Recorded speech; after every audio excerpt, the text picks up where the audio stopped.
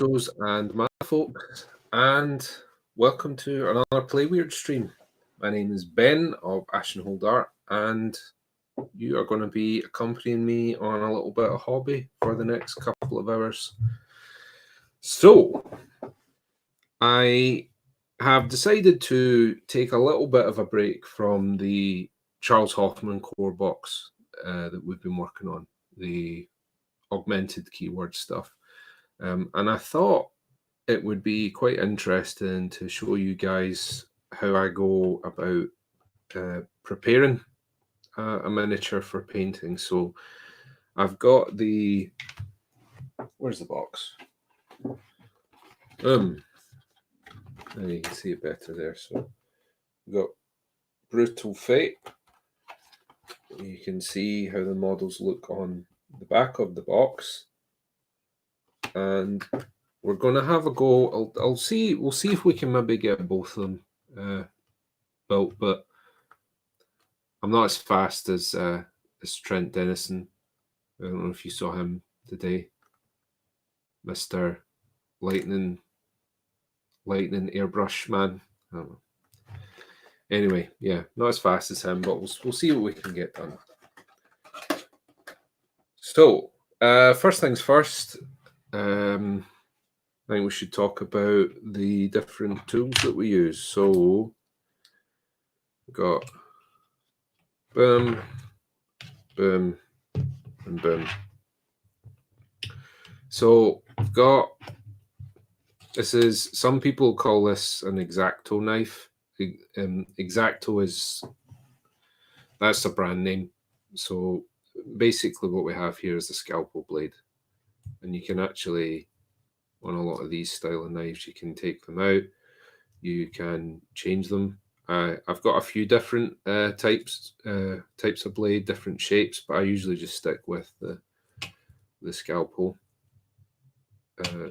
style blade. Screw that shut. That nice and tight, so that's not moving. This is very, very sharp, so do be careful if you're using one of these. That can be lethal. I would actually recommend if you're wanting to use a scalpel for doing cleanup work on a plastic model, a good idea is to use a blunt blade. So if you've got a brand new one, maybe just rub a little stone from the garden or something along that, just to blunt that edge just a little bit, because you don't want to accidentally slice a big chunk out of your model. It's actually very similar to chefs in restaurants will keep a blunt knife on hand for filleting fish. And the idea is that the blunt knife, it runs through like the length of the fish's body, but it doesn't cut through any of the bones. And that's how they're able to fillet the fish without any problems. Well, this is a similar idea, where we want to run over the contour of the model, taking away any mold line, but without cutting into that feature itself and altering the shape of it. So I've got a little file here, and this is for metal and plastic. You want to make sure it's for metal and plastic, because if you use a wood one, you'll sometimes hear people refer to them as like a rasp file. They got lots of little teeth on them, and they'll just rip plastic apart and make a real mess of it. So you want to make sure it's got very fine teeth on it like this. And this has actually got a slightly rounded edge on it as well, which is quite useful for if you need to tidy up something that's got a little bit of a curve on it. Clippers. I can't remember what brand these are, but I usually use these. Don't be you don't want to be paying over the odds for the Games Workshop clippers, though. Just avoid that. Go to a hardware shop get some of these, hobby shops, places like that. They usually have loads of these. Get you a set of them. So that's the tools. Other materials that I'm going to be using: Tamiya extra thin cement, and also plastic glue with the tube applicator. So normally I would use Revel glue, but I don't have any of that to hand. I just haven't ordered any more of it yet. And this we'll use to glue together like the bigger joints, and this will glue together pieces where we don't want too much glue running all over the place. It's just, it's maybe like a very fine or a smaller join, and you just want to be careful with that, because this gives you a lot of control. You get this really good little applicator on it. That's very helpful for that. I also use for filling in gaps. I've got this MIG Ammo. It's super glue with basically like a black dye through it, and I'll use that to fill in the seams. We'll just use like a toothpick or a piece of wire to do that. And then the other thing, if you've got larger gaps, you would use Milliput for that. And that's basically like a 2-part epoxy clay. And if we need to do that, we just mix that together, and then we just cut it off in little pieces to fill in our gaps. So, here we go. Brutal Effigy. If you've not purchased any weird miniatures before, they do not come with instructions in the box. Okay, so you have a little bit of text at the bottom there. Find instructions at weirdgames.net. Okay, so I've got my phone here with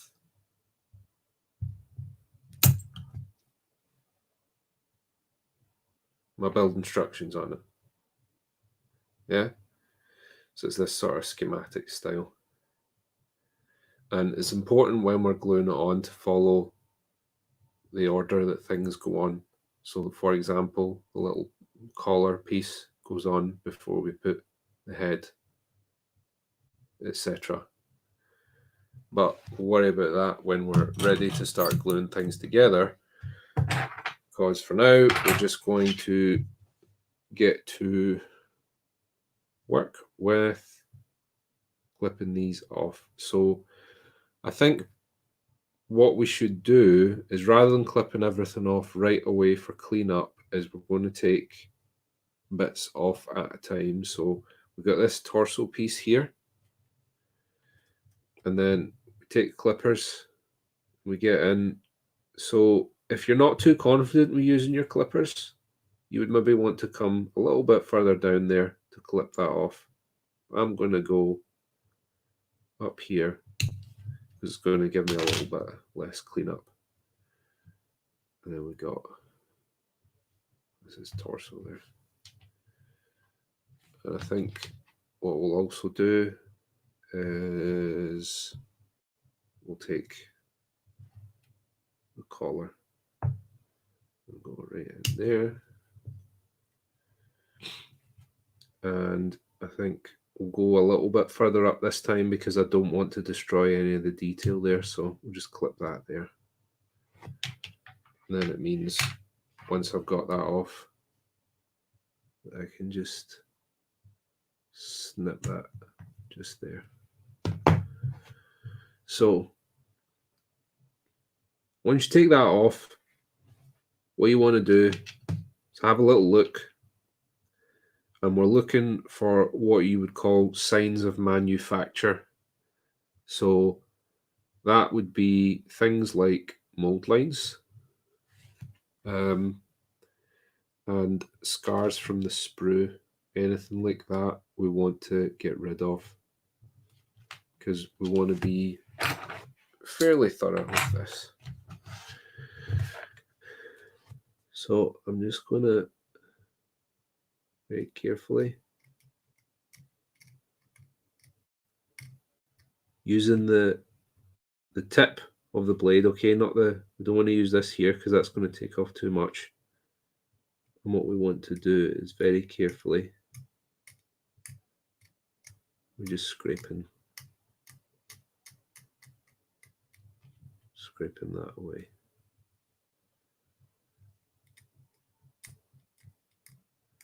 Making sure that we follow those, because we don't want to lose those creases. We don't want to lose all the great work that the sculptor's done to give us this the cool looking little model.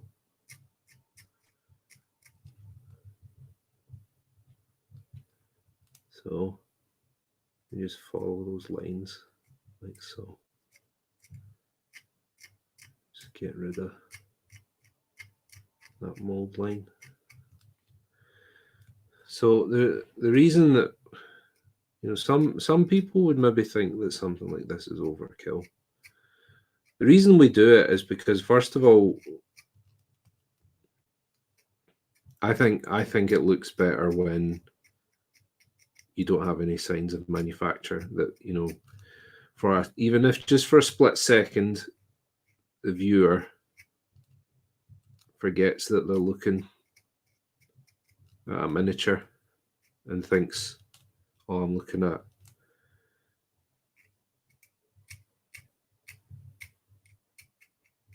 the brutal effigy from Malifaux, this creepy little gunslinging puppet man." They don't see plastic. That is what we want to do.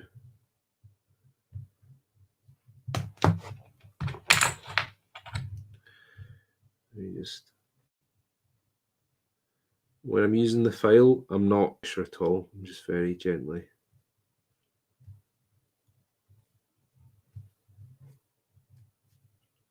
Again, just following that curve. Scraping away. Scrape, scrape, scrape. There we go.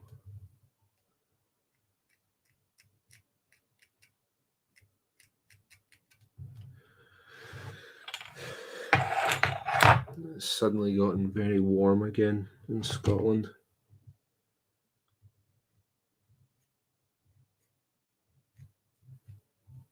So I can't open my window because all my neighbours are out in their garden cutting their grass and their hedges and everything. A hell of a racket out there. But such is life.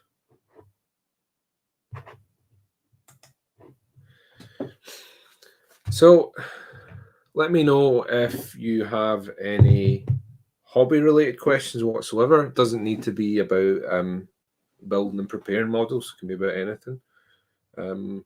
If you are working on something at the moment, let me know. I'd love to hear about that.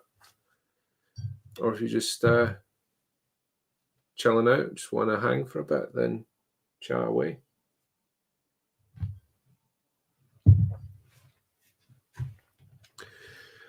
So we've got a little bit,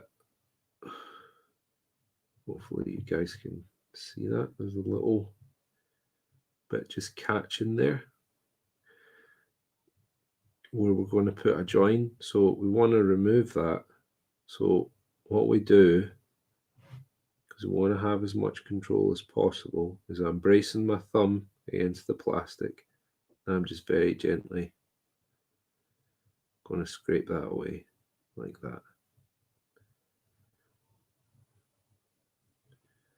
Now, some people, what they will tell you when you're using a knife is to cut away from you. The problem is that you lose control over the blade if you do that. You actually want to cut towards you, like so. So the sharp edge, the blade, coming in here. I have complete control over where this is going. If I cut like this, I don't have control. And that, what can happen is I can end up going cut there and just go right through my finger. Don't want to do that.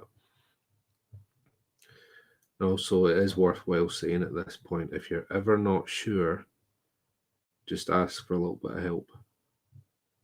It's better to ask for help than you end up with a trip to the hospital or something like that.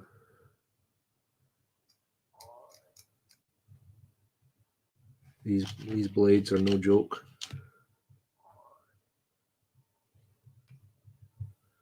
Okay, so we got a seam right along up there. Just gonna get rid of that.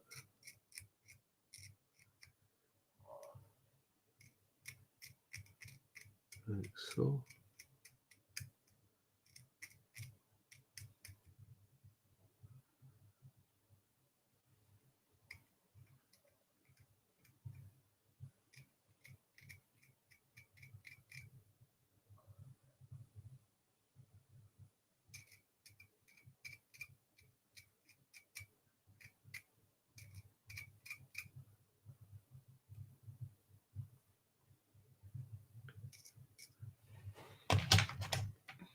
And then just very gently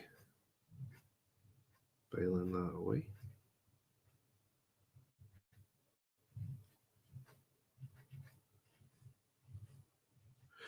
You can also, instead of a file, you can use wet dry sandpaper.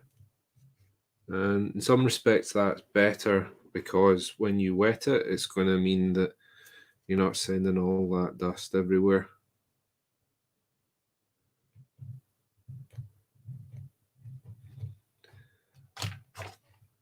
It's also probably important to mention at this point that if you're working with resin, make sure you wear a mask when you're doing this, because resin dust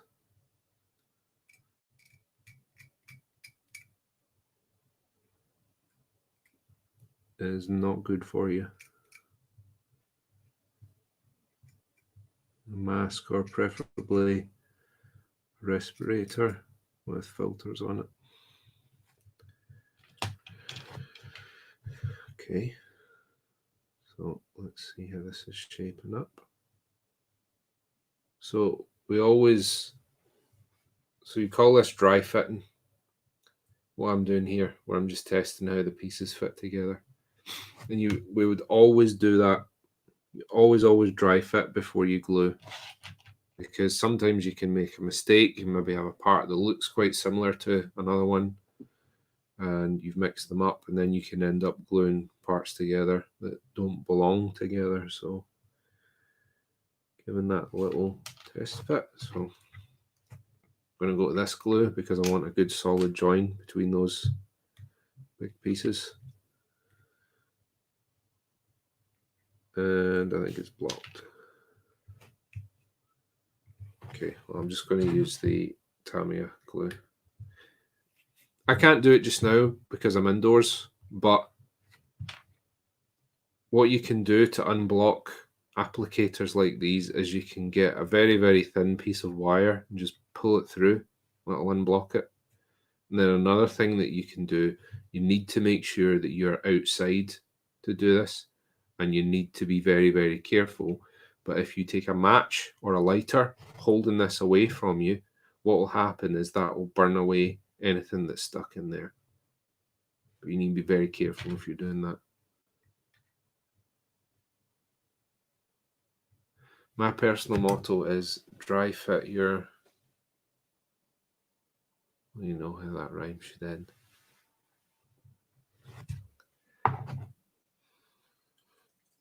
I think I'm missing something. So just using the applicator, get a good bit like that. You don't want to put too much in because, oh, okay. Seems really obvious now that you mention it.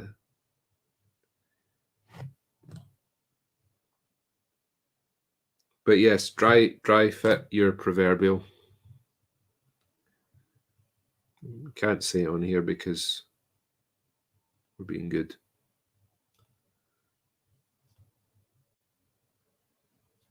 Okay. And you just let those two bits bond together like that. And the good thing is between these two pieces here is we actually have there's like a little piece of rope going right down there. So we're using that as a gauge to tell whether or not our stuff's lined up properly, and it looks as though we're all good in the hood. So there we go. Torso done. And where are we at now? So I'm referring back to my instructions. So some of these miniatures, it's fairly obvious when you look at them to see how they go together. I would always recommend using the instructions because sometimes, like I was saying, when we talk about doing dry fitting, you can make mistakes and you can end up mixing up parts that look very similar. So don't be too proud. Always have a little look at the instructions. They won't lead you astray. Do you prefer cement with the tip or the brush? So Tamiya is very, very expensive compared to some of the other stuff, but it is the best because the amount of control that it affords you. It's also the fact to see, because you've got this little brush here, it's got a really fine point on it. It works quite well for filling in very small gaps as well. So I would say if I could only use one of these for the rest of my hobby career, brush cement every time. Particularly Tamiya. Really like Tamiya. I think there are some other poly cements that use a brush, but it's Tamiya that I'm familiar with. Okay, so let's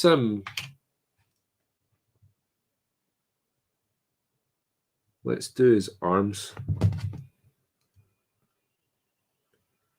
So again, I don't want to risk biting out a chunk of the arm, so I come down just a little bit before, clip that off.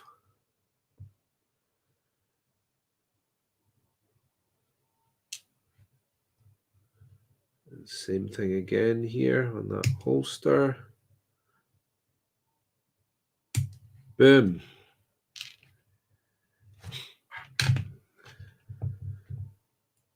So give it a little bit of an inspection for, okay, we got a mold line here, so let's get rid of that. Okay. And it's better to use these little scrapes like this than it is to go and try and get it off in one, because speaking from experience, you can end up cutting a huge gouge out the model. And what would happen, especially on a flat line like that, is it completely alters the shape.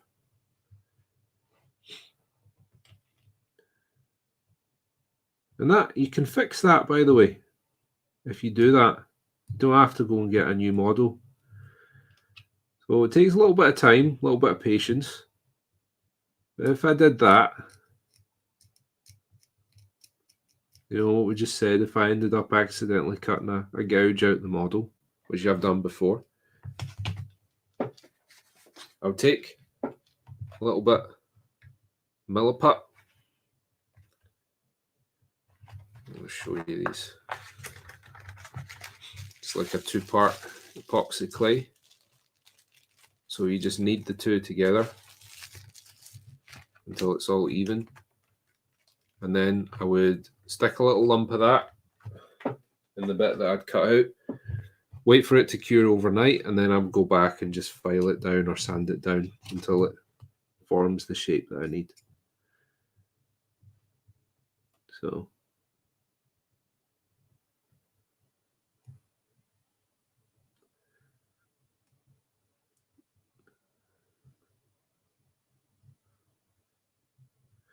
You can always fix your mistakes. It's just a question of how much time you're willing to spend fixing those mistakes.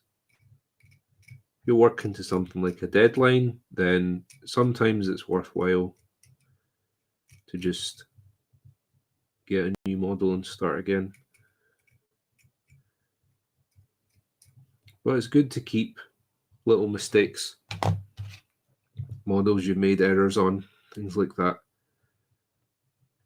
because they're all little stepping stones in your journey, and they'll serve you in years to come as reminders of how far you come. If you get the right attitude, every mistake is a lesson.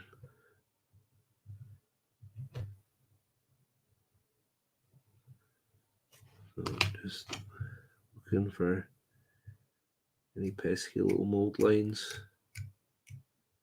removing them. I want this guy to look cool.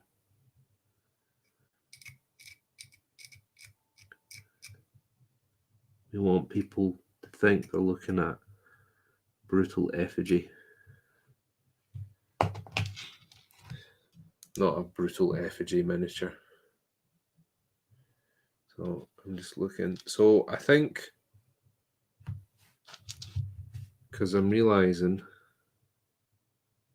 this holster needs to adhere to something, right? So I think we need to actually put his legs on first.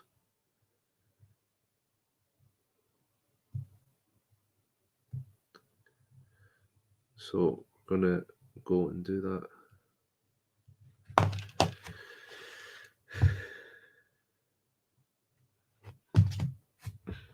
Again, careful. We're clipping it off, like so.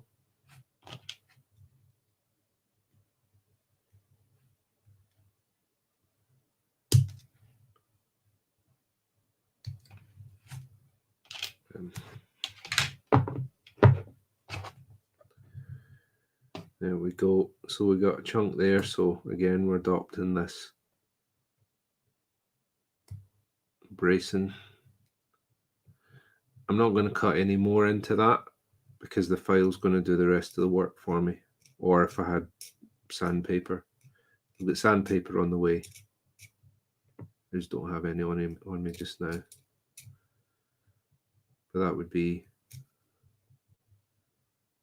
the work of the sandpaper.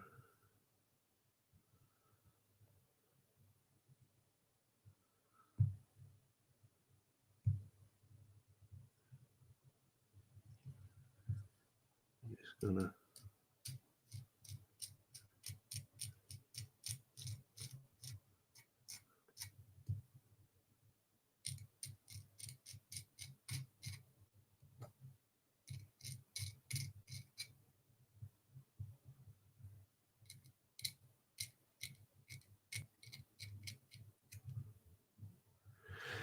So, in my experience, you tend to find that cloth in particular,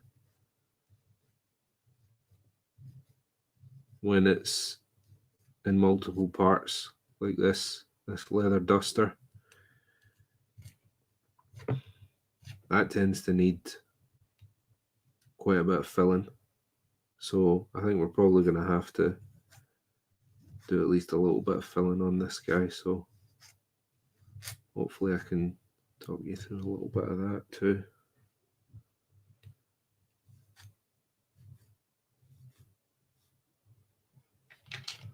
Okay. We've got a little chunk of sprue there. Gonna get that out of here. And being careful with how we do that. There you go. That was a good cut there, actually.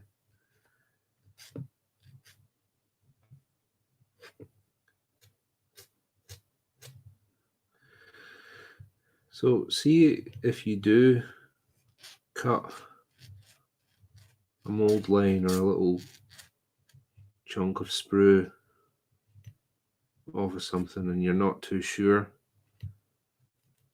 if you've actually been able to tackle it effectively.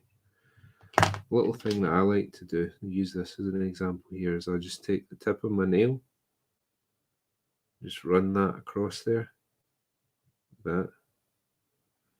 Okay, so the edge is supposed to be smooth, so if I feel my nail catching on that at all, I know that I've not removed the mold line fully. I can feel a little bit just there on this side, so just smooth that over like so.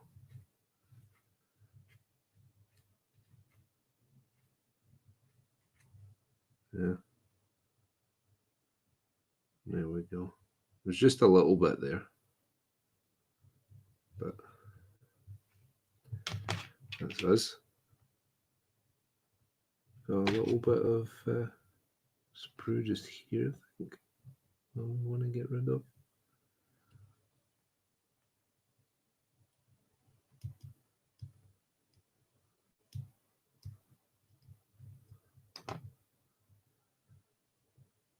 There we go. There we go. Just sneaking up on it. The reason I wanted to show this to you guys is I feel like building and preparing miniatures is one of these things that's often overlooked as part of painting, because from the moment we take our clippers to that sprue, we are making decisions that are going to have an impact on the overall appearance of our model. So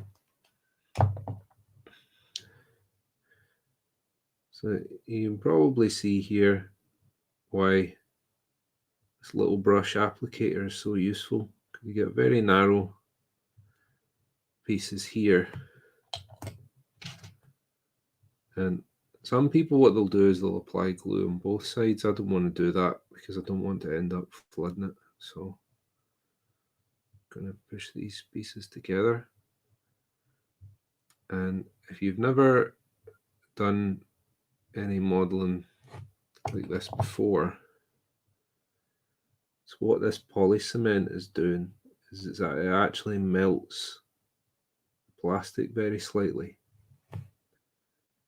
in order to bond that together. So when we put that poly cement on that and allow that to cure, those two pieces effectively become one piece of plastic. So I'm not putting any poly cement down here because this is actually the fold of the front of his jacket. Whereas at the back, that's supposed to be solid. So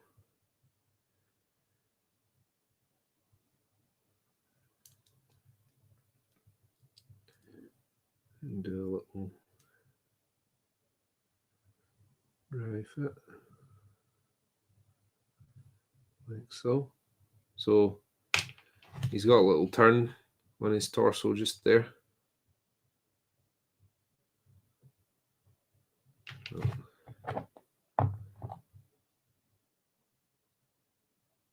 That's a good thing about how that plug and socket are fitted so that we can't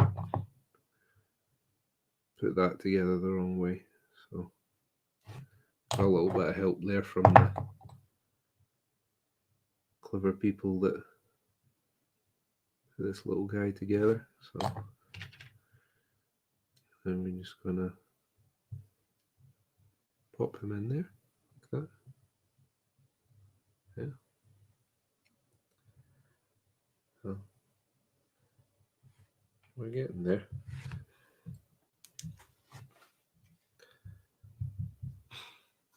Now I'm looking again to see, it looks as though we've got a little bit of a belt buckle to go on him because we got this empty socket at the front, and I think this is what this little piece here is. So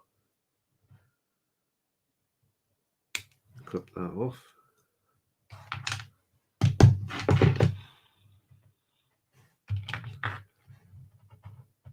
Let's get rid of you. I think I'm going to use clippers for that because that is pretty big.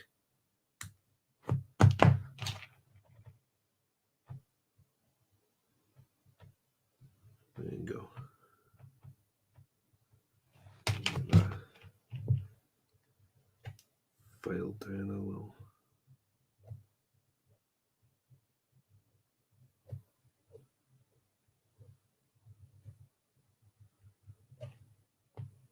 Okay.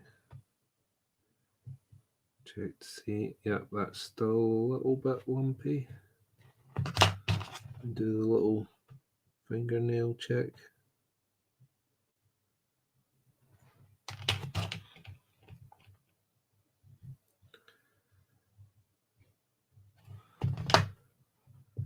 Okay, I'm going to dry fit because that is not perfectly centered, so we want to make sure that this belt's going on the correct way, so it looks as though, yeah, so it's going up the way like that. So it means that that peg in the middle there, we want that closer to the bottom in order to get that to fit properly. So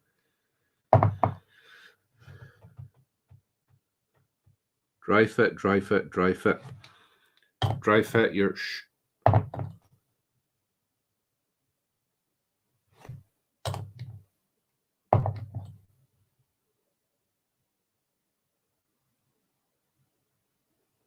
There's the little ditty that Play Weird came up with earlier.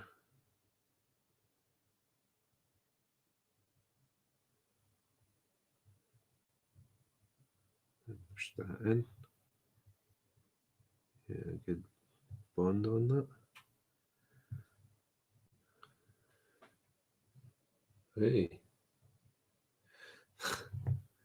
The motto lives on. Be careful not to do what I did just there. We stick your finger in a bit that's still wet because you can end up with like fingerprint marks on it, which you can tidy up and file away after, but we want to give ourselves as little work as possible.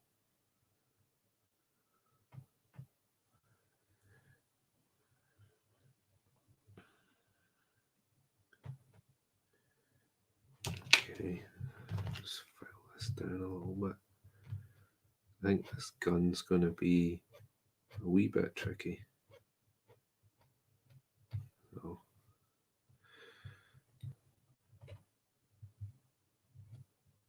Right, Kyle.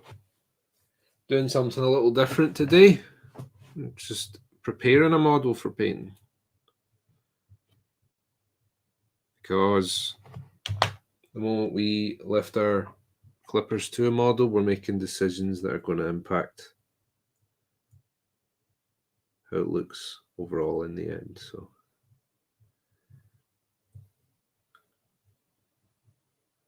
want to make sure we're making good decisions.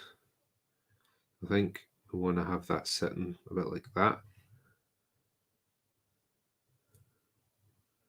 So it means arms flat up there. Got it at this kind of angle. So to do that, I'm going to put a little blob of glue here. And then a little blob in this nook here, like so.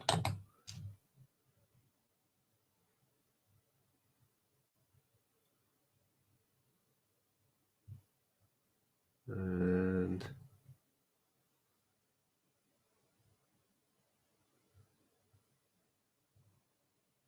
that's what happens when you're impatient. You get just sneak a little bit more in there. Just want to make sure I've got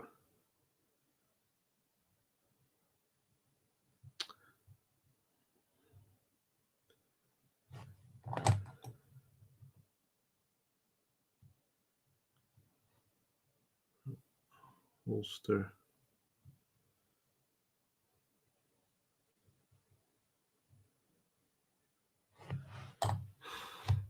So when you're not sure, check the box art. So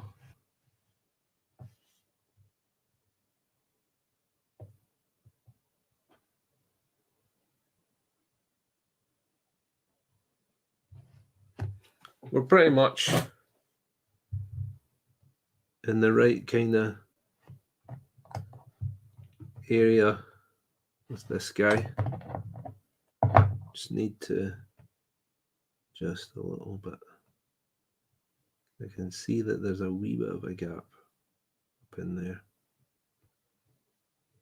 I don't want that.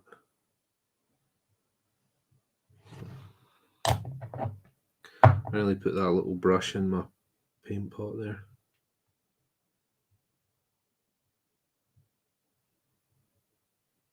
Okay. That looks good. I think you'll have fun painting the brutal emissary. I think I will too. I really like the model. He's right up my street. Creepy cowboy stuff. Love creepy cowboy stuff. So, looking again at this final model, okay? We did have this arm ready to glue on, but as you can see, he's holding his hat. So, I'm going to hold fire with that. I'm going to do that last. It's going to be the last piece that we put on.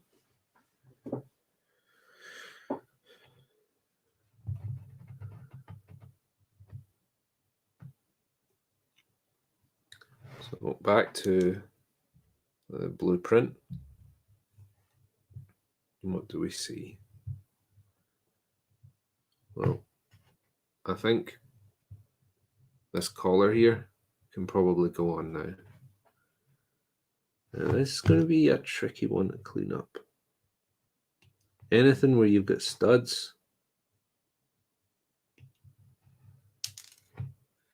you can end up accidentally cutting those studs off. So we want to be very, very careful here. So I'm just going to, I'm just going to gradually work away with the blade on those little lumps there, like so.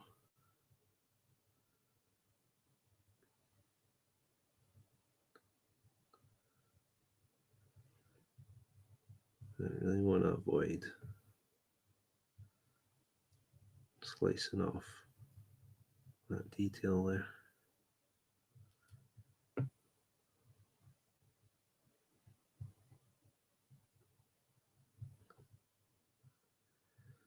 Just very controlled little. I think what we'll do is get the rest of that with the file. So we've got this. My file slightly curves in at the tip. I'm just using that bit just to gently work away that little bit of scar in there I've got from the sprue. I'll do the same over here, like so.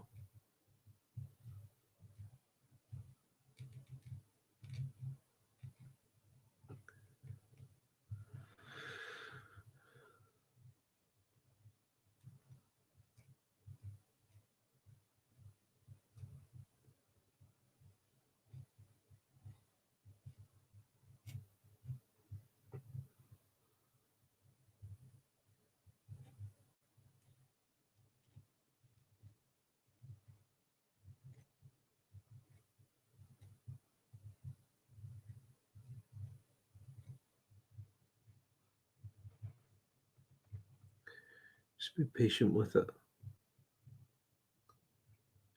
You don't want to undo all that cool sculpting. I'm going to retain as much detail as we can. So.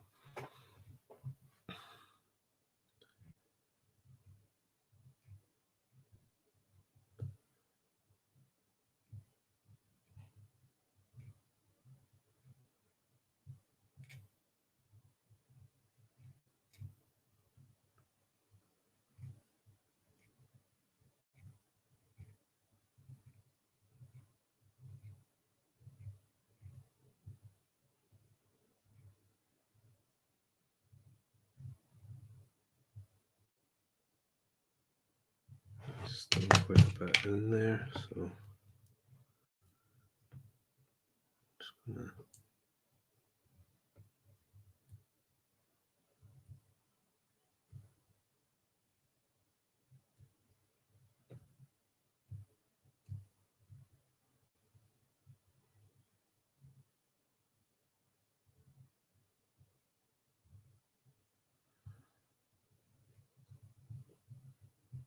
I think I might have taken a little bit off there.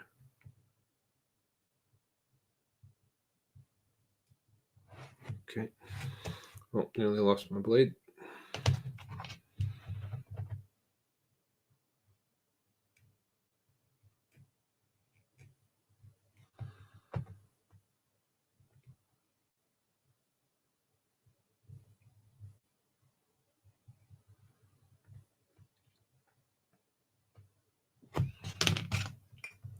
Go.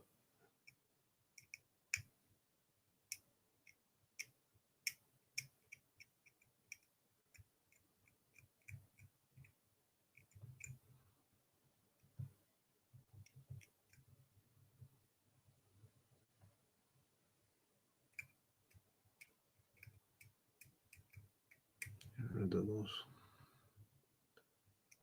little mold lines in there. Get out of here.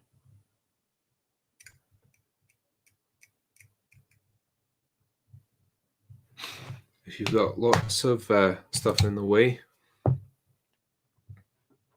nice clean makeup brush, just give that a bit of a dust. You can use that to clean your station up a bit as well. Make sure it's clean though. If there's any paint on that at all, it will go onto that. Even if you think it's dry, a clean makeup brush.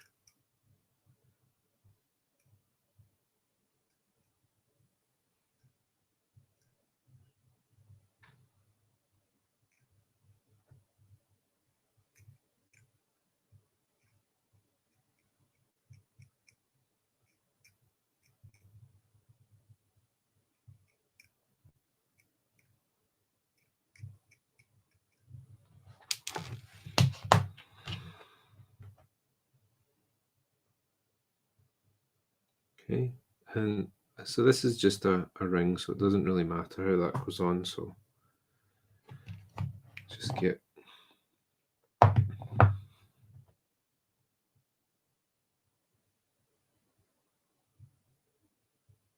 making sure not to flood the model with glue.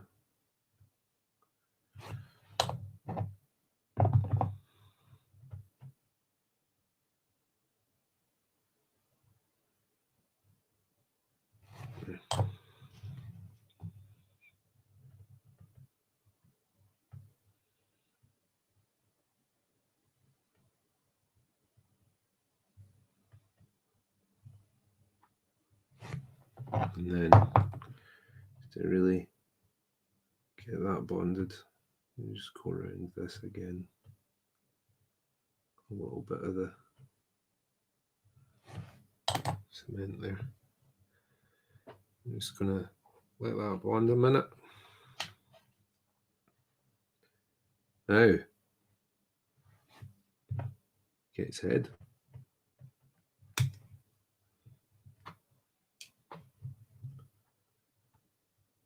It's excellent hat. And now we're now at a stage where there's not really anything else we can mix up, so we're just going to cut this pine box off too, like so.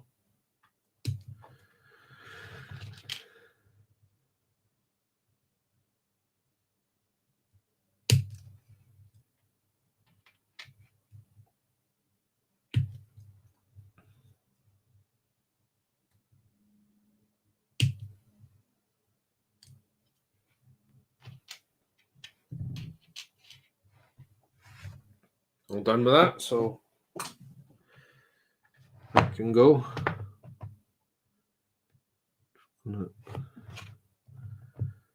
Clean up his head.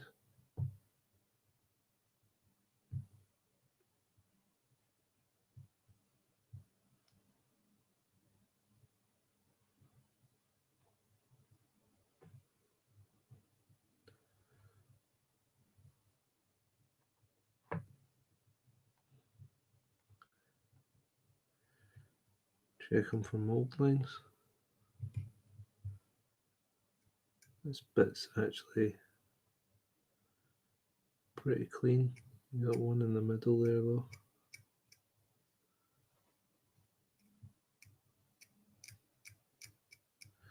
So another reason that you really want to get rid of mold lines is that they actually alter the way that light and shadow play upon your model. So it can actually have quite a drastic effect on the overall finish. So it's just a good habit to get into, is removing all of that, at least as much as you can. Some people don't really fuss about them that much, but I like to get rid of them. Okay. So his head's going to sit at a slight angle there, and then you can see like his face is slightly covered by a bandana. Yeah, so that's what we're going for.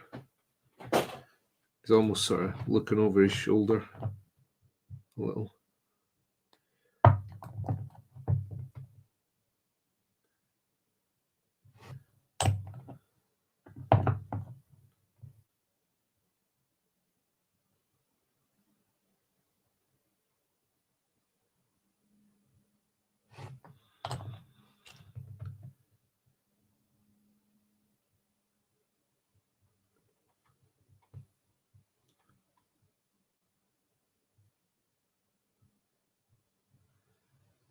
Like so.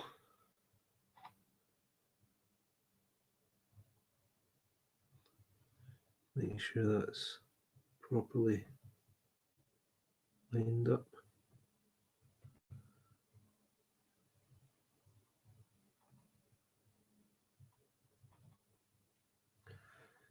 And there we go.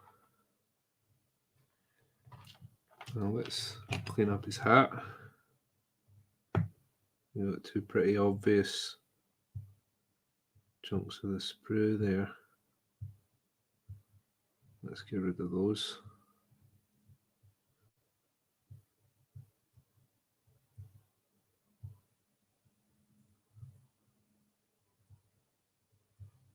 And being really careful, just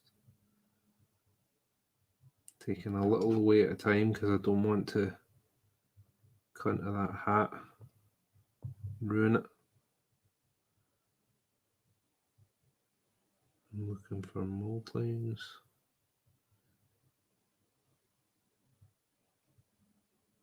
This looks pretty clean. And I'm just going to file those away at the end, just very gently. Following the contour of that hat so as not to file it flat.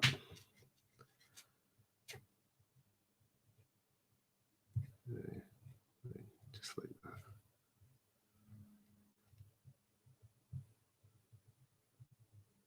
Yeah. So I can still feel a little bit there. Get rid of that.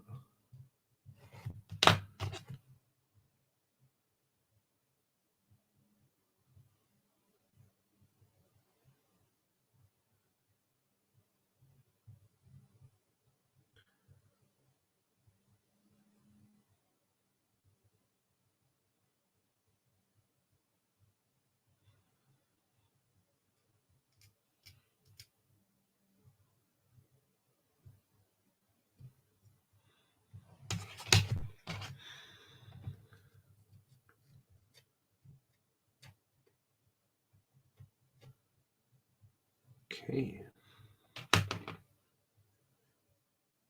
So we'll dry fit this. We've actually got a sort of buckle at the front that tells us where it goes.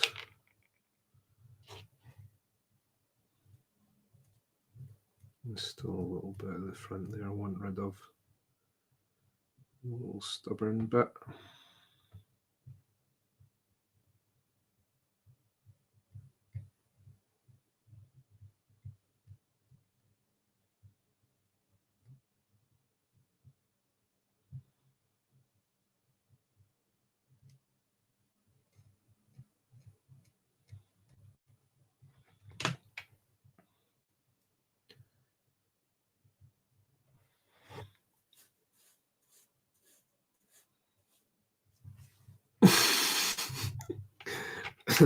How bad is it if you've accidentally glued yourself to terrain asking for a friend? I've glued fingers together. I've glued stuff together. It's not supposed to be together.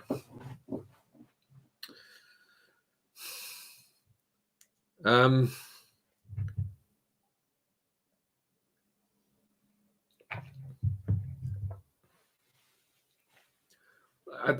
do believe that most mistakes can be fixed,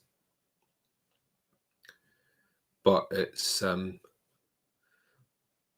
obviously if you've glued yourself to terrain, that's something that needs to be fixed. You can't you can't leave that like that. But I've done that where I've had glue that's been wet on a model and I've stuck a finger in it, something like that. Normally what you can do is, oh, nice, you become one with the battlefield.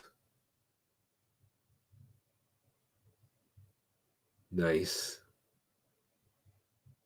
Typing one hand is rough. I mean, imagine it'd be rough.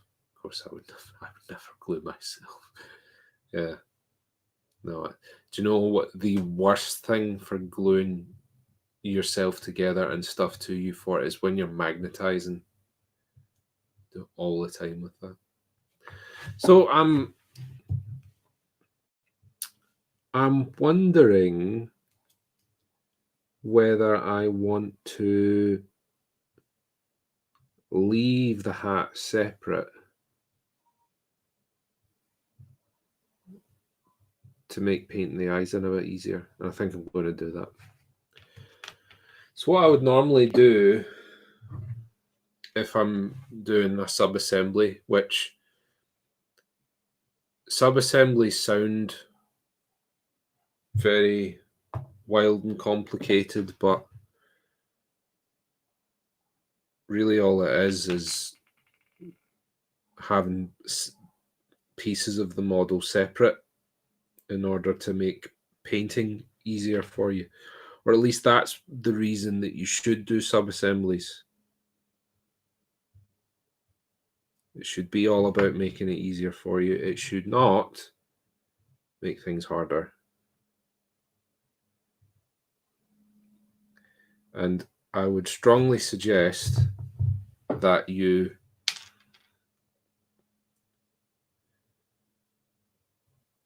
use as few sub-assemblies as possible. You really want to avoid complicating things for yourself.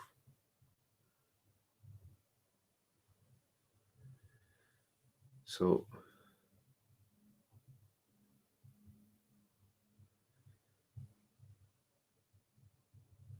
I don't like the blue tack because that's quite a type. There's a local weirdo who paints on the sprue.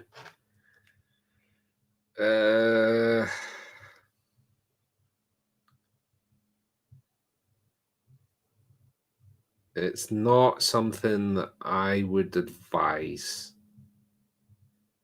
One, it makes cleanup a hell of a lot more difficult for you. That's the main reason I wouldn't do it. Second, and this is another reason that you really want to be careful with sub-assemblies, is you want you want your light and shadow to match. You want it to look uniform. What you can end up doing if you're building and painting in sub-assemblies or indeed on the sprue is you can end up with the distribution of light on your model looking uneven.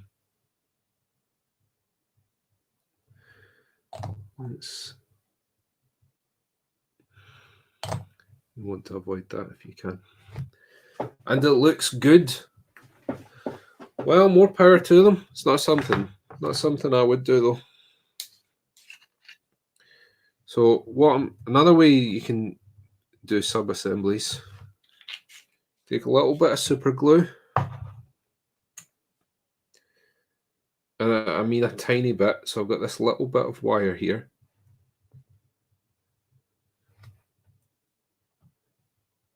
Just a dot, okay? I'm just going to put that on there.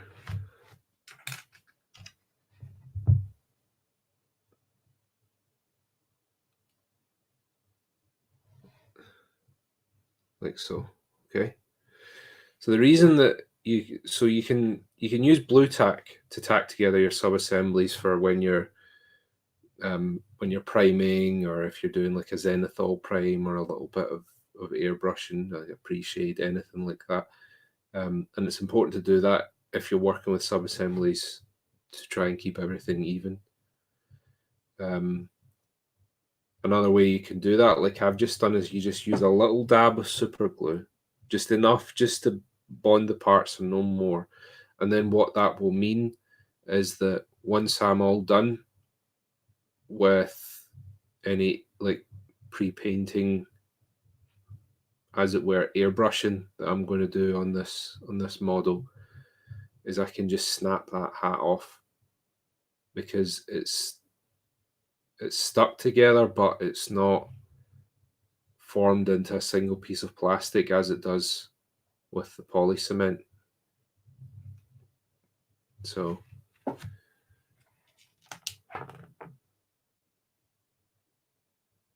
what it does mean as well is if I'm going to put the hand on here, I'm just going to glue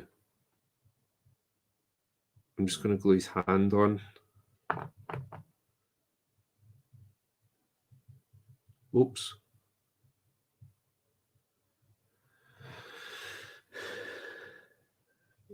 That's a great method. Yeah, thank you. It's not my idea. A lot of people do it.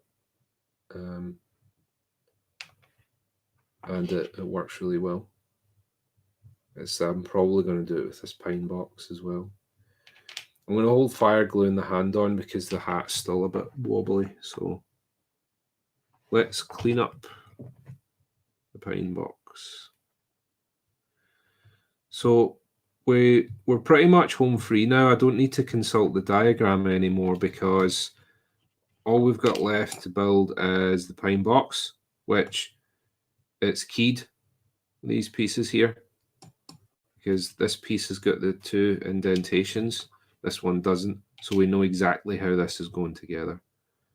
So we are just going to clean it up and glue it together.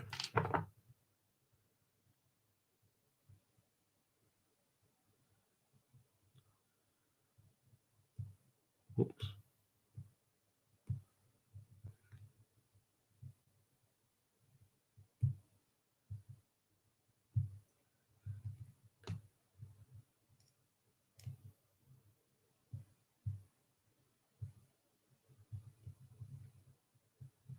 A little bit of the lantern there.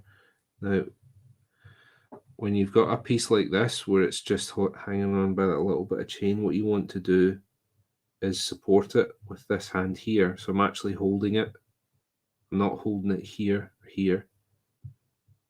And then you do any trimming, things like that you have to do. Because if I didn't do this, this would just snap right off the chain.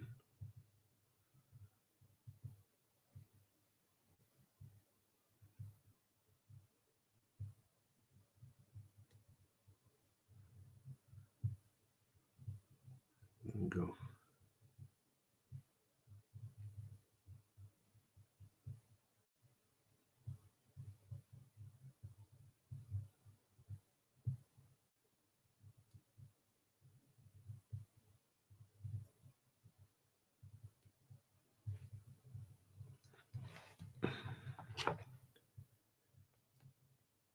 And again, we've got these little bits of rope or chain that tell us exactly how we want to line everything up.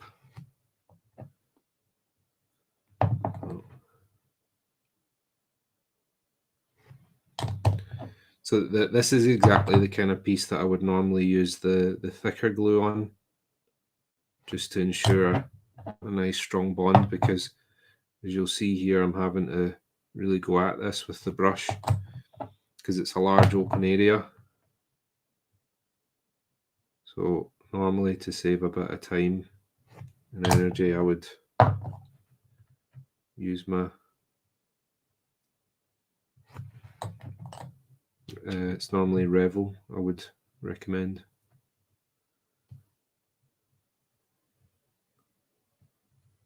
Go. There we go. There we go.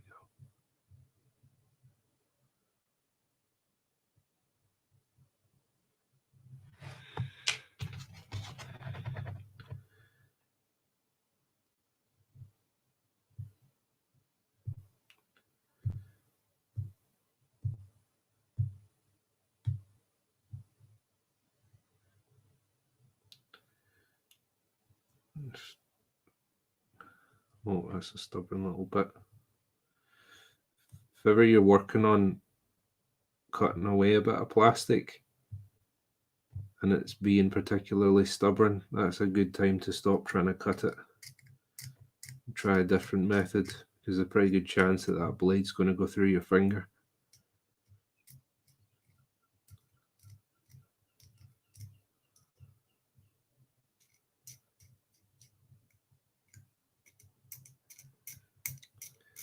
I'd really love to see this person that paints stuff on the sprue. I mean, I've seen people that paint stuff on the sprue, and almost always it doesn't look good. Well, I mean, it can still look good. It's just like it doesn't look the neatest. So I'm really interested in seeing this person that's able to get everything lined up.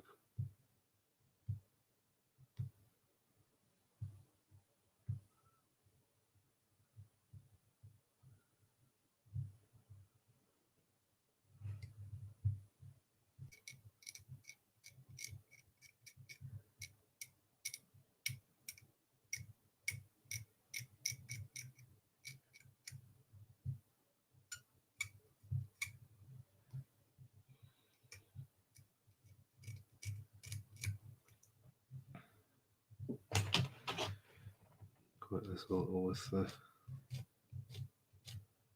file.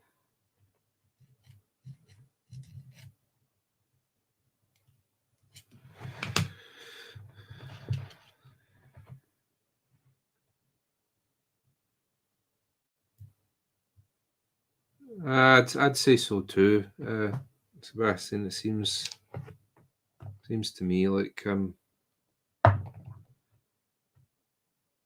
you're giving yourself extra work. I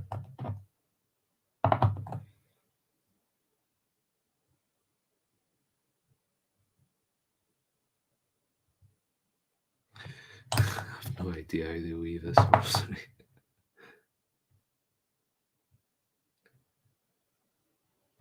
Oh well, more power to them, I guess.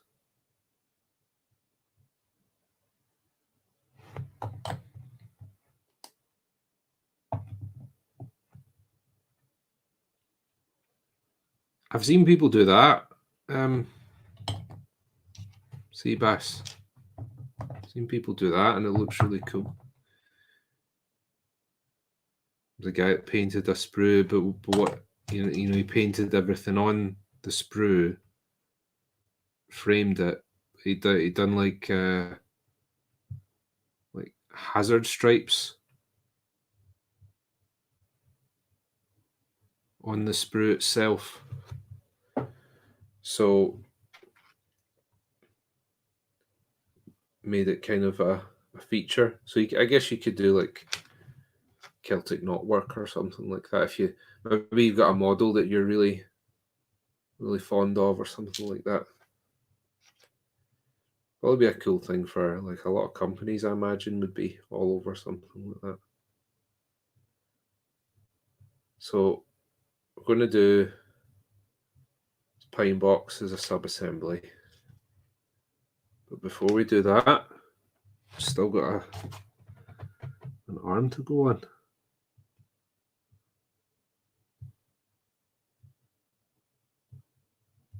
So still got a little bit of sprue to come off there.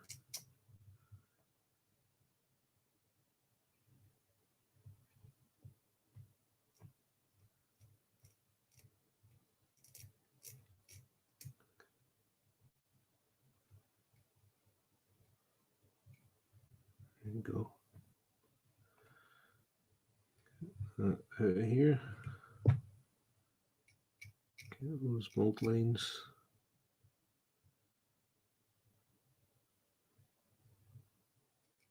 Return to the abyss from whence you came, mold line.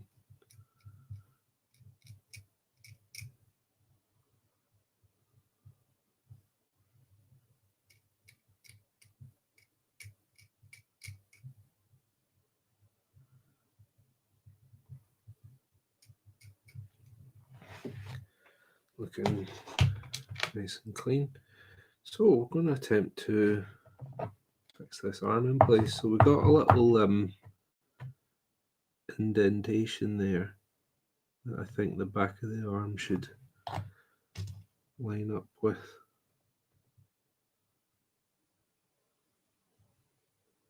Oops.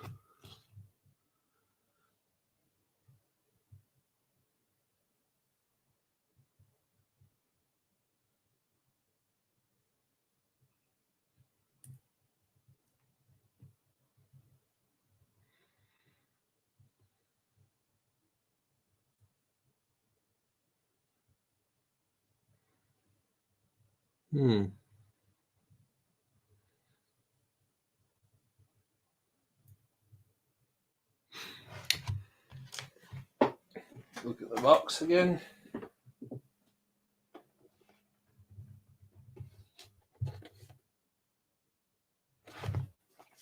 So it might be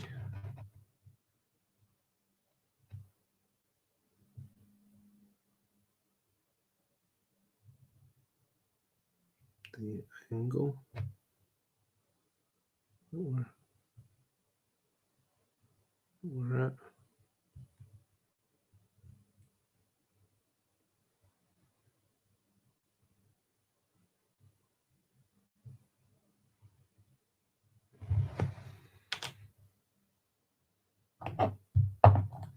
A tricky little bit here.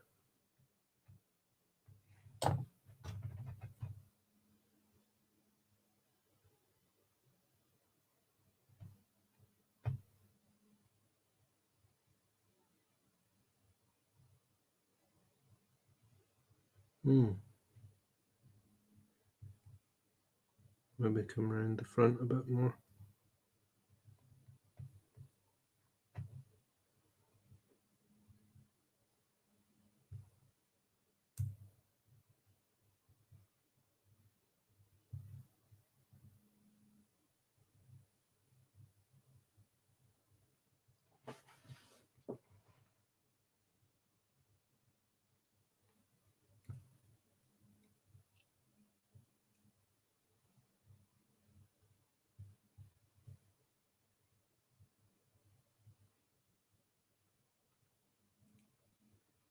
There we go.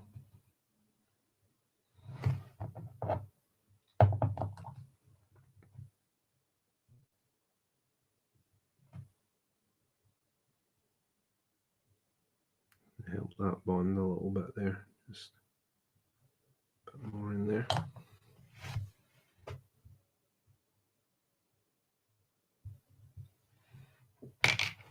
Oops.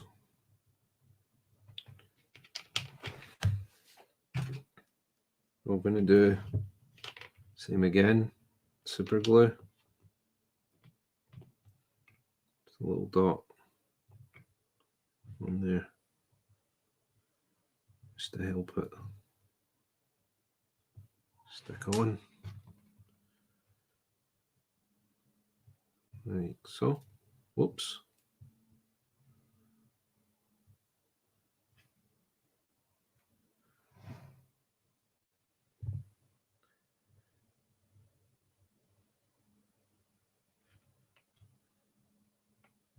And then the last thing for us to do, because what I'm going to do is I do have a base for him here, but I'm actually going to build some stuff on that. I'm going to be like that. So I want to leave the base separate. So I've got this little puck here, and I'm just going to glue them onto that. And it's the same idea. I'm going to be able to snap him off.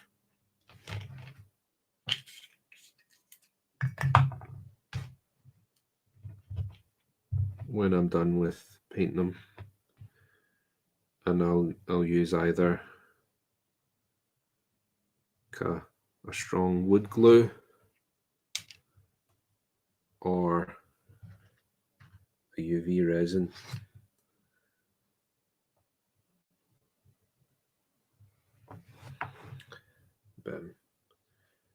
So this is slow drying super glue, so I'm going to set him to the side, and I'll show you him a little bit later on once that is fully cured. So we're obviously not done with him yet, because the next thing that you need to do is, once you've assembled your figure, you want to have a little browse of it and see if there's any gaps that haven't quite filled. He's probably not the best example for that stage, because he actually fits together really nicely. There's not a lot of big gaps left in him, even in the cloth, which, like I was saying to you guys, generally speaking, you can have quite big gaps in. So there's a few ways of gap filling, like I mentioned. You've got the super glue with a needle, a little bit of wire, or a toothpick, and you just let that flow in. You do need to be careful with this, because what can happen is, if you use too much, it goes all gloopy. You end up with a big lump on the model, and then you're going to need to file that away later on. But if you are careful, that's a good way of doing that. And the good thing about this is, this particular one, this is MIG Ammo black cyanoacrylate slow dry. This is shock resistant and everything, so this is really good for if you maybe got like a big gaming piece as well.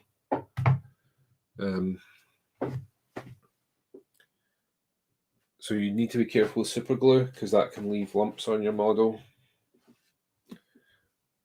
I got this Evil Stick wood glue, and what I do is I mix that up with a little bit of water. What that does is that just flows nicely into any seams you would have, but that can rub off quite easily if you're not careful. So that is the same idea as the super glue, but it's one that's a little bit more forgiving of mistakes, because you're not going to end up with huge lumps or anything like that. That you can also use if you have a gap that you've missed previously, because you can apply that onto your model. It won't attack the paint, and it dries clear and matte, so it means that you can paint over it quite easily. So sometimes even you can end up doing a little bit of both of them, right? And then we talked about the milliput, a 2-part clay. I would use this for filling really big gaps. I wouldn't use this as like a default method for filling, because it can be quite imprecise. Hey Doug, thank you for joining us. we're just talking about assembling miniatures for painting, and we've finished up the brutal effigy. He's all ready for painting, nearly, because I'm going to fill in the little gap on the jacket, I said to you guys.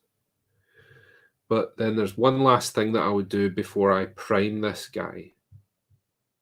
Once I've done the gap filling, I would then wash him. The reason that not everyone does this. So people will wash resin models like that. That's like conventional wisdom. You wash resin because if you don't know, like most resin, they put like a mold release in the cast, so that it means that they put mold release on the mold so that the cast comes away from the mold easily. That's part of manufacture with resin. So it means that when you get a resin model, you can still have some of this release fluid over the model, which can mean that if you go to paint the model with that release fluid on it, you end up applying paint to the mold release rather than the model itself. So you want to wash all that off. That's conventional wisdom, right? A lot of people don't wash plastic models, but I would do it for more or less the same reasons that you would wash resin. So there's a couple of reasons that I would want to wash a plastic model. One is there might be shavings of plastic that I've missed around this model that, they've maybe stuck to it a little bit stubbornly, even when I've tried to dust them off with my trusty makeup brush. So that's one reason you'd want to wash it. Another one is by the time that we've done all of our filling and gluing together, there's a lot of different chemicals and things, a lot of different residues can be on this. And we want to get rid of that because we want as clean a surface as possible for when we go to prime. And then the other thing is quite simply, by this stage, this plastic has been handled quite a lot. And you maybe don't realize it, but your skin contains a lot of oils. So even if you're not particularly sweaty, you're still leaving a residue on this whenever you handle it. And then, in manufacturing, anyone that's packed your model, they maybe leave a little bit of a residue on it. So we want our surface to be as clean as possible. We want to get the best finish that we possibly can. So to wash that, what I would do is I would just stick it in, like a tub or a bucket with some lukewarm soapy water. You don't want to use hot because that can warp the plastic. So lukewarm soapy water, just stick that in it for a little while. Some people will maybe go at it with a toothbrush. I wouldn't want to do that because you can end up scratching things a little bit. So just let it steep with some dish soap, washing up liquid, whatever you want to call it, for a little while. And then take it out, rinse it in some cold water because you want to get rid of all of that dish soap. You don't want, because funnily enough, actually, when people talk about mold release, a lot of people will just use dish soap as mold release. So if you have a skin of dish soap washing up liquid on this, you can end up applying paint to that rather than to the miniature, and you get a bad finish. So once we've washed it, rinse it in cold water, let it dry. Once it's completely dry, then we would prime it.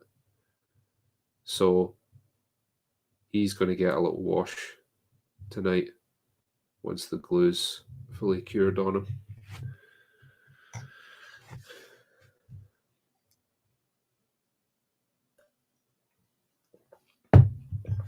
Now, got the big lad here. So I don't think that we're going to get him done in time. But what we'll do is start thinking about sections that I would potentially split him into.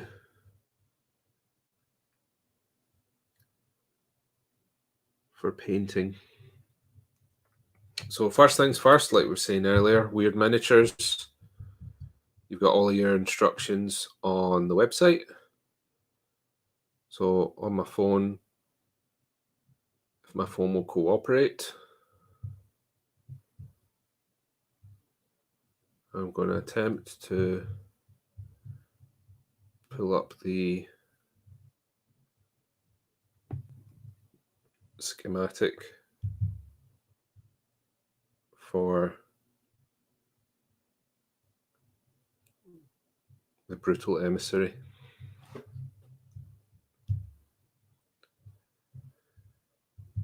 Oh, my phone is all kinds of misbehaving. Warm weather's making it crazy. Even the phones in Scotland aren't prepared for the warm weather. Come on!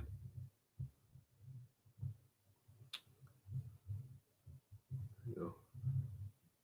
Brutal. Okay. So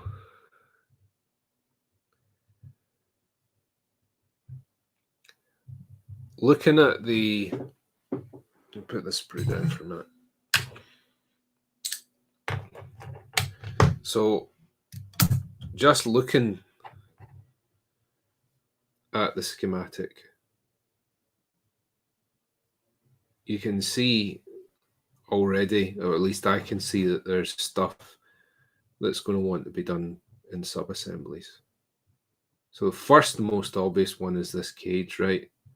So if we glue all that cage together and then put it on to the model, we're going to have a horrible time trying to get to this poor little guy that's stuck in the cage. So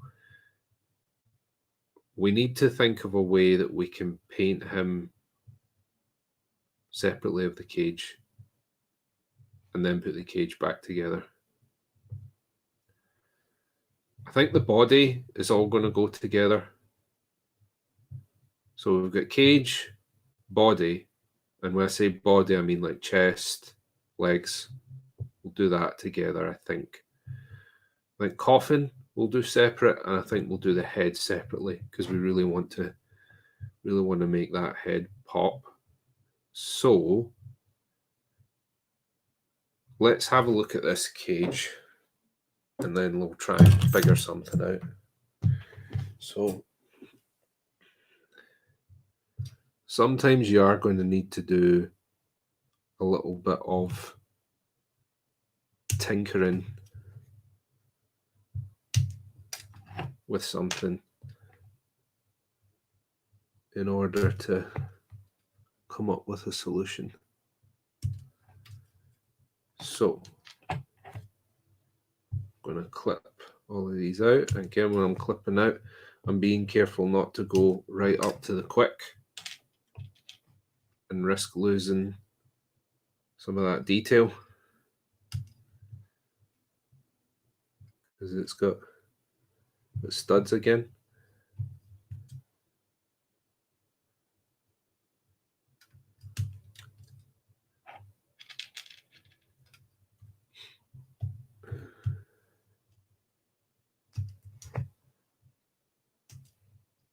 Okay. And we got little guy. Careful to leave the little pegs on his feet, because that's going to help us finding how he sits in this cage.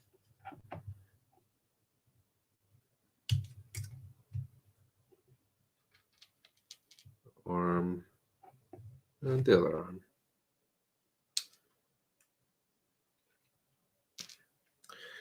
Okay, so let's have a look at how this goes together.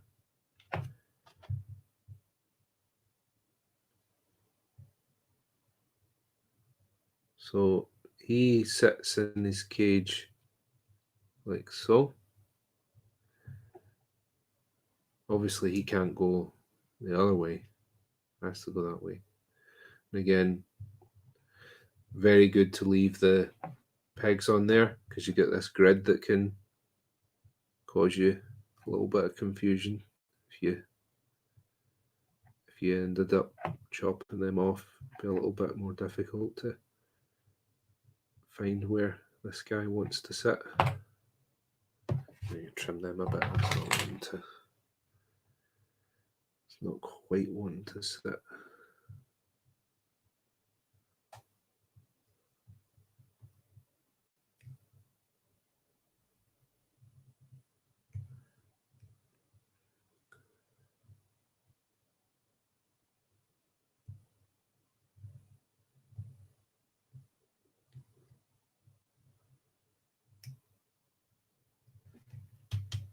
Oh, itchy, itchy, itchy.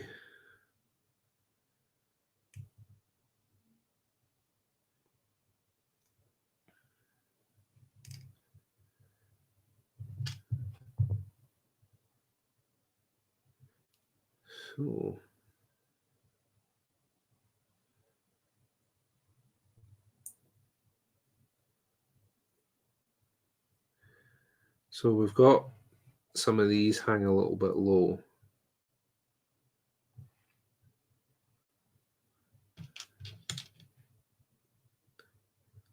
I don't think the others have those little teeth on them, which means that this is the bottom of the cage, I think.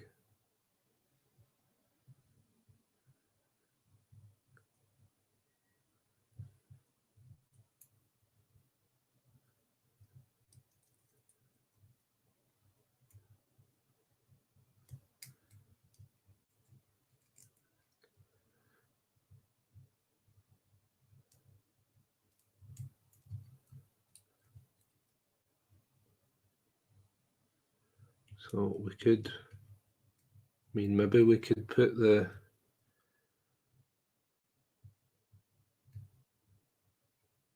I think maybe we could put this bottom part of the cage on and then slot this guy in.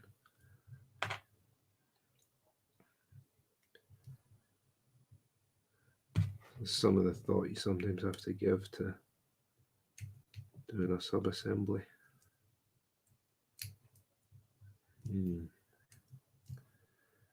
It's a bit of a tight fit.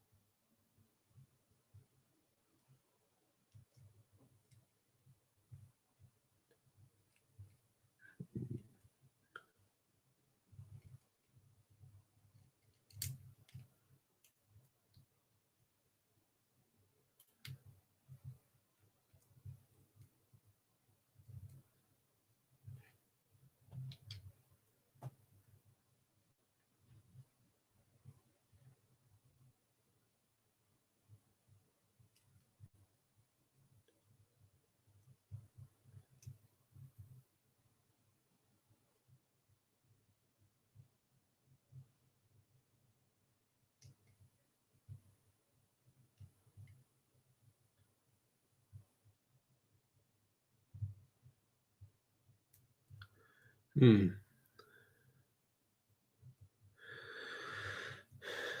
think that's going to take quite a bit more tinkering, so I'm going to come back to that because I don't imagine it makes for the most interesting viewing for you guys.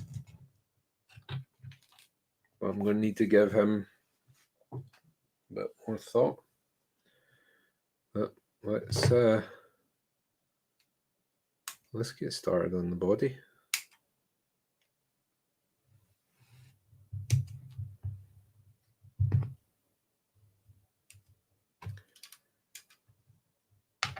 Sometimes you maybe see their sword is slightly bent.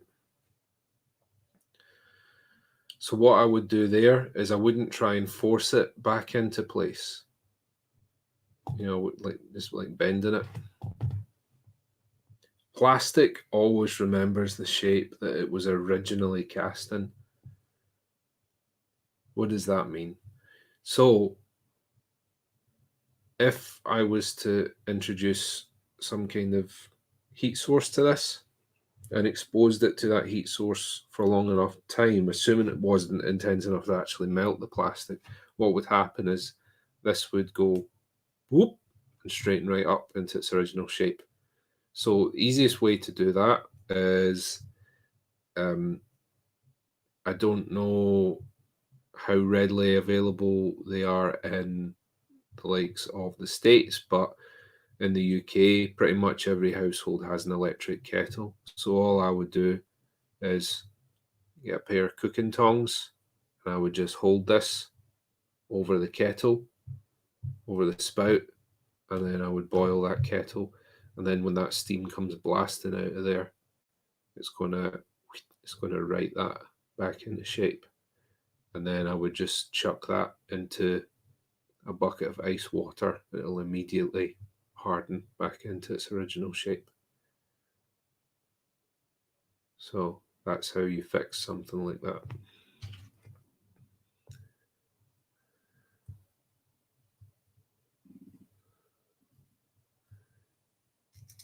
Just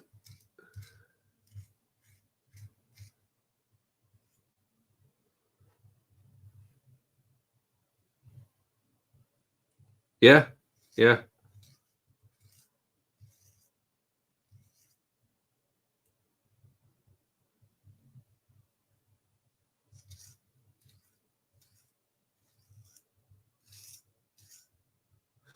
I feel so with I feel like with the hair dryer, you can end up like overexposing it and possibly warping it. Whereas with the kettle, because it's just a very short burst of extreme heat, I have a little bit more control over it. It's just like you get like a blast of steam and then it's gone, basically. Or what happens more often than not with my kettle is that it comes to the boil, that steam starts to come out slowly, and then I can actually just stand there and watch because I'm not having to hold a hairdryer or anything like that. I boil the kettle and I just stand there and I can look at it and I can judge it. And if it's starting to correct itself, I can physically see that happening there. If I put it in the cup of water, I can't see it happening. So if I'm standing there in the kettle with the steam, I just stand there, watch it, make sure it corrects itself. I'm done. Into the water. And then you can have a tea afterwards. So, job's a good one. Yeah, I would give it a try. I guess you could do it with like a boiling pot as well, but with the kettle, to me, it all feels very controlled. So, like I said, like everyone here has electric kettles, so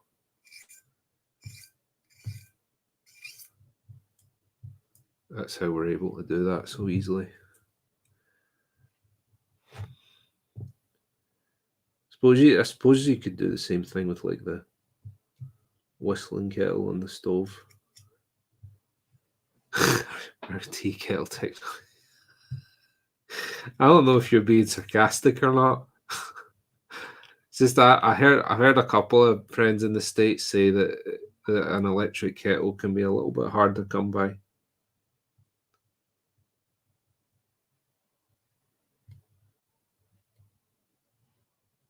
Like it's not like one of these standard things.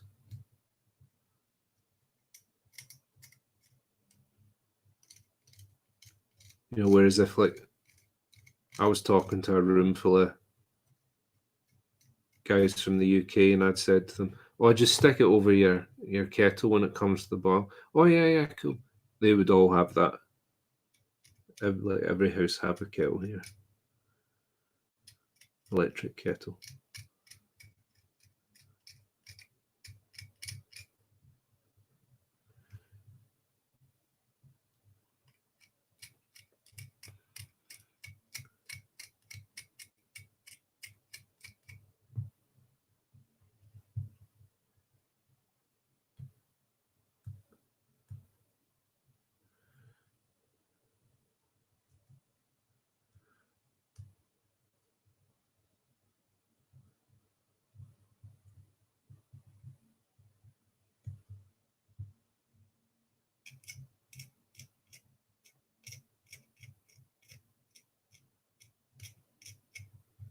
Oh, I know. You guys like your coffee. Yeah.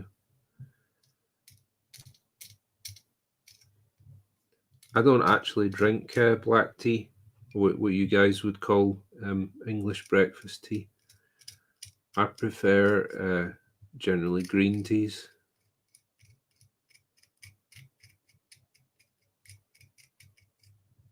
things like peppermint tea, herbal stuff. That's what I drink.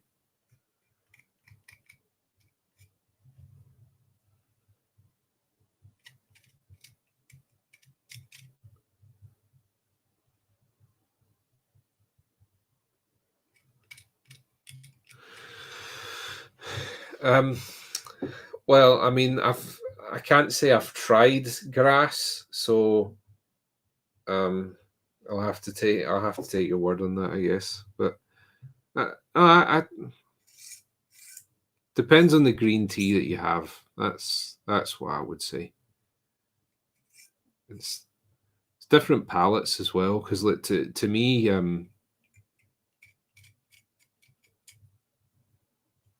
coffee just tastes like ash. I really don't like coffee unless it's in tiramisu.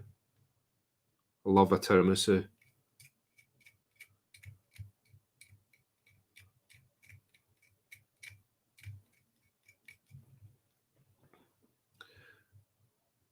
Will you drink decaf tea? See, Bass.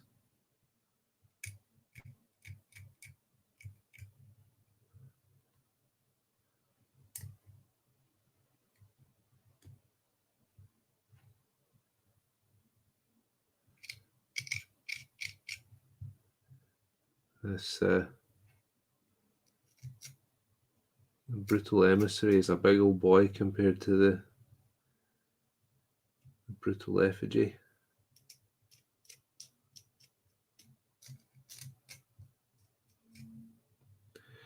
I do like the gen matcha tea that my wife has. Special Japanese green tea. Oh, that sounds nice, yeah.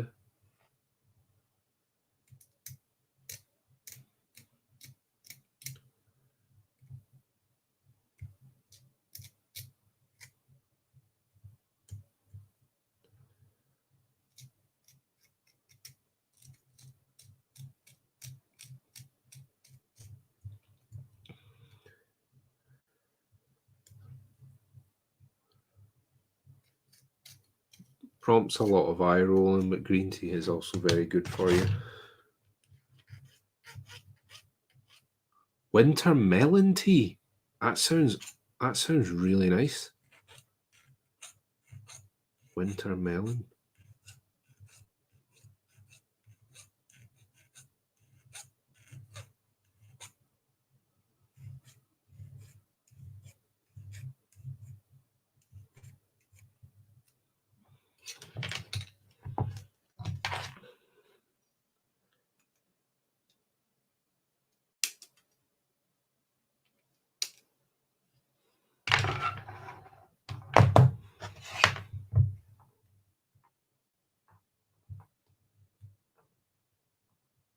Oh, that was close there. I was lucky with that.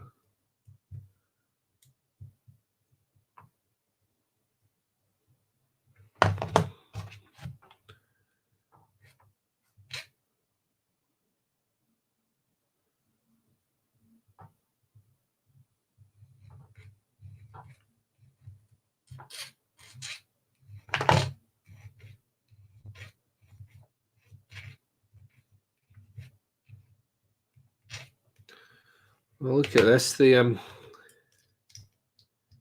Esoteric Society of Brush Lickers are also tea connoisseurs. How about that? Big lad, this. It's brutal emissary. Probably going to have to do quite a bit of filling on this guy and along there. That's probably going to leave a seam. We're going to need to be very precise with it though. But hopefully, potentially, when I glue these two bits together, it could correct itself.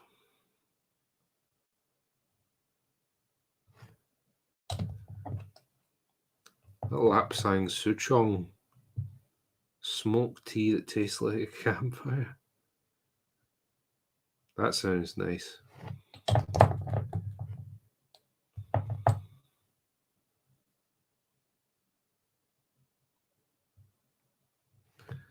So I guess when we all finally meet up, we're going to have tea and Malifaux.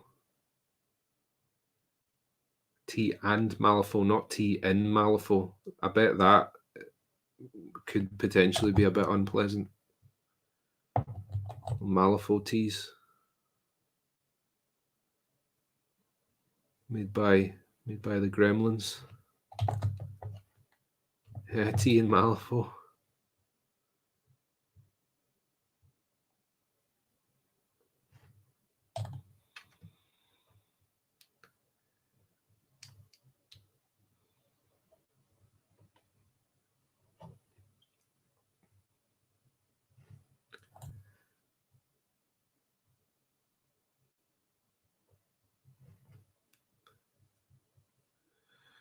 Yeah, I don't like it. I don't like it either, Doug. I don't like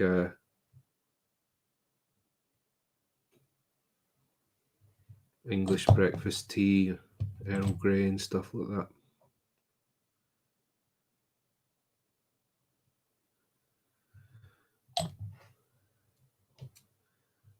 I don't like coffee either. So I'm a bit of a weird fish.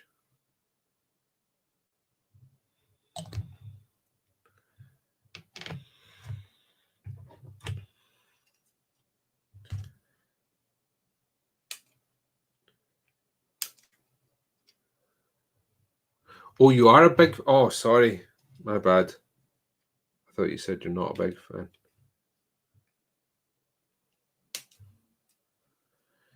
No, I knew that because I think you'd mentioned before that you were you're planning a big whiskey tour at some point in the future, going around some of the distilleries.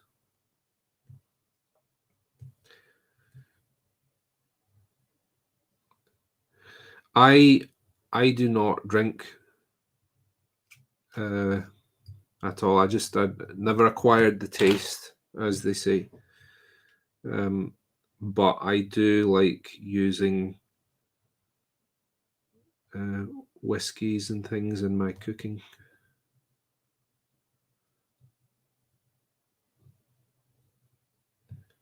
So there's a liqueur called Drambuie. It's made on the Isle of Skye, and it has been known to be used to make a steak sauce here, and it is immense.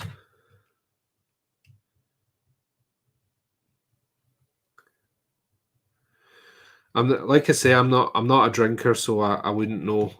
But you tell me what booze goes into food, I can tell you a thing or two about that. Well, there you go.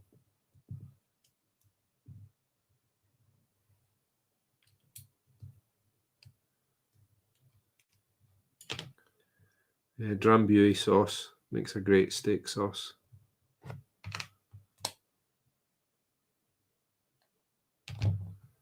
Yeah, it's like a cream based sauce.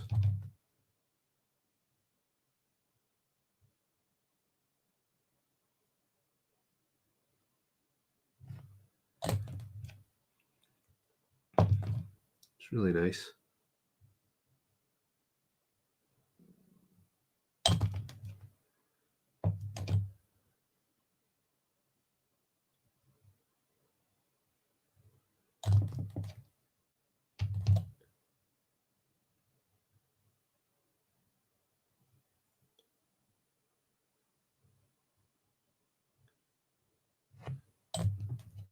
For big pieces like this, I would normally use my other glue, but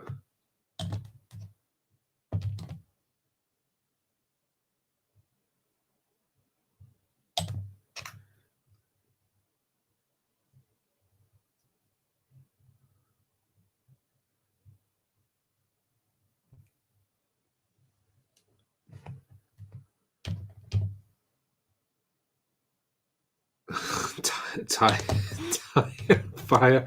Oh, geez. That sounds dangerous.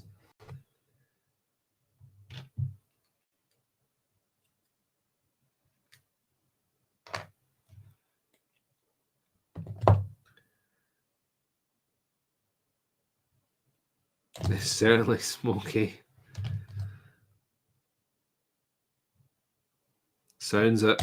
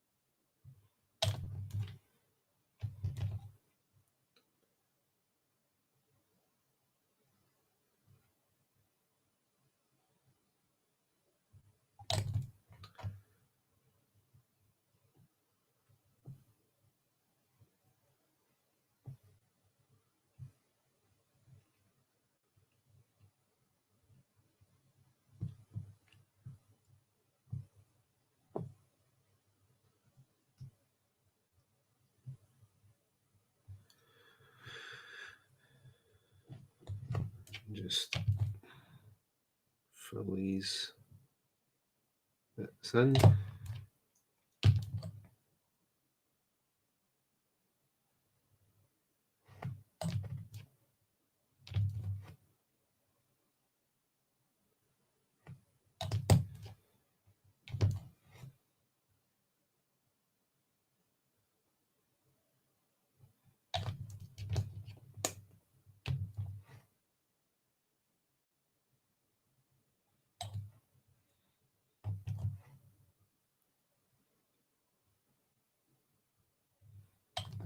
Might have to do a little bit more filling, but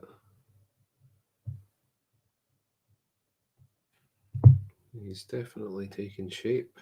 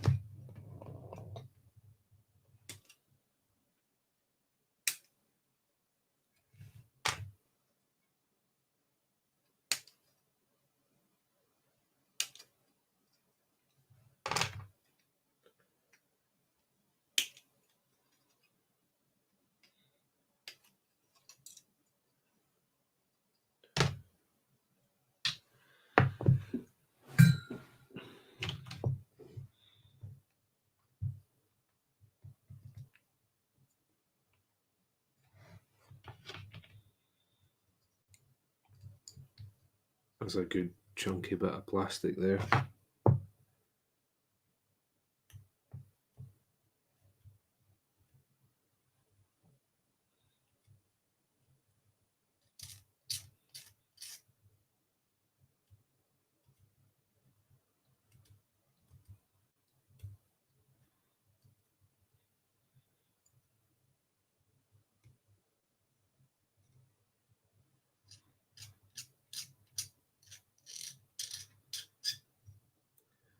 Sorry for people with headphones there.